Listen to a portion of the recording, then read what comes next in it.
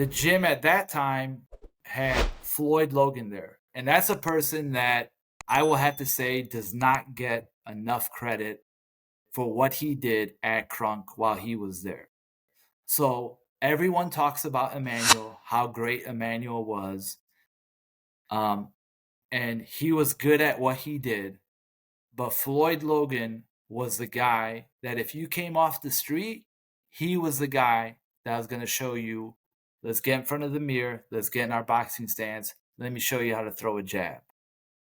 Like, that was Floyd Logan. He did that for so many people, young and old. He had a massive impact on people in that gym, but he's not famous for it. You understand what I'm saying? Because he was the guy that was grinding there with kids. He was coming from his job at he worked at GM. He was coming from his job at GM, getting off his shift, and then coming there to work with kids or adults or the fighters that were just learning how to box or were like in their late teens. He was that guy working day in and day out with anybody that walked in that gym.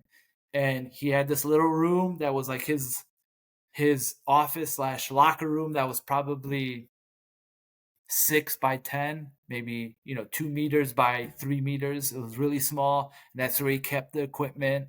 That's where he kept his clothes, and that's where I first learned the Kronk shake. Whatever is like, I remember him. I will never forget that. He's like, if you put your stuff in the locker, he's like, make sure you shake it. I'm like, why? He's like, because of the cockroaches, man.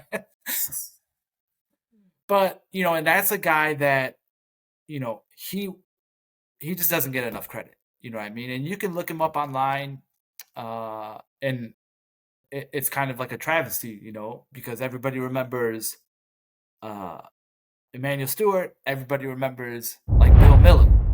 Like those are the two guys that everybody remembers because Bill Miller was attached to James Toney.